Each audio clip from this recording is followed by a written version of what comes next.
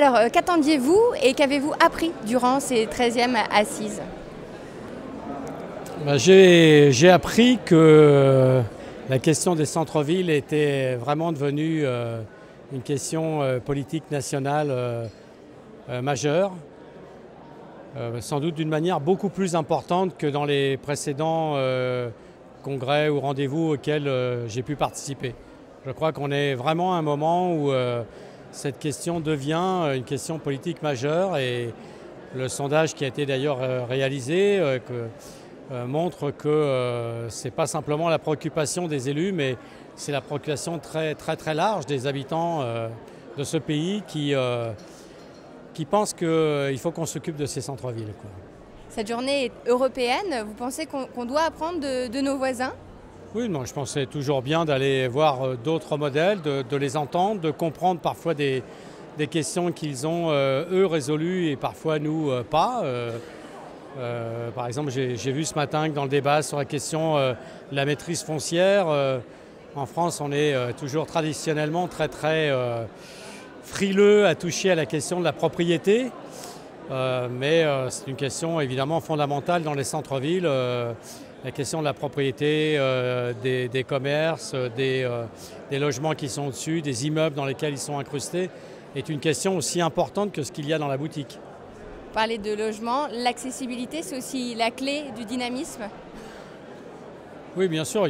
Alors, évidemment, tout dépend un peu des endroits où on se situe. Évidemment, nous, notre centre-ville est construit à proximité d'une des gares de RER A, qui est la ligne la plus fréquentée en Europe. Donc on n'a pas cette difficulté-là, mais c'est sûr que la question de l'accès des centres-villes dans la diversité des moyens est une question importante, bien sûr. Importante. Je ne vais pas dire décisive, mais importante. Les problématiques chez vous, elles se concentrent plutôt dans quel domaine?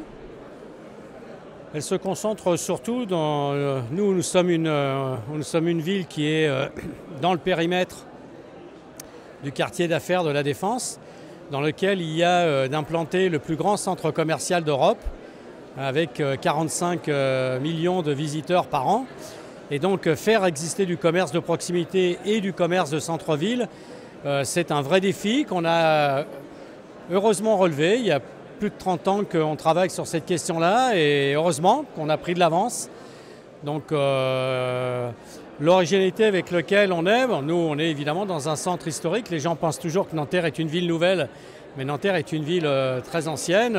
Son centre ancien était constitué à peu près tel qu'il est là au XVIe siècle, donc il est très ancien. On a beaucoup réussi à faire rebondir ce centre-ville grâce au commerce de bouche, aux bouchers, aux boulangers, aux poissonniers, aux marchands de vin, aux fromagers, aux marchands de fleurs, voilà. C'est ça qui a permis que le centre-ville de Nanterre retrouve son dynamisme et évidemment il faut continuer d'y travailler puisqu'on sait la fragilité dans laquelle tout ça est et donc il faut en permanence des équipes qui travaillent pour faire évoluer ce centre-ville. Mais non, je suis vraiment très heureux que le centre-ville de Nanterre ait réussi à redevenir un lieu intéressant, attractif pour l'ensemble de la ville et que parfois des gens qui ne connaissent pas Nanterre, qui viennent à Nanterre par exemple pour y travailler, il y a 70 000 personnes qui viennent tous les jours travailler à Nanterre, découvrent qu'à Nanterre il y a un centre-ville.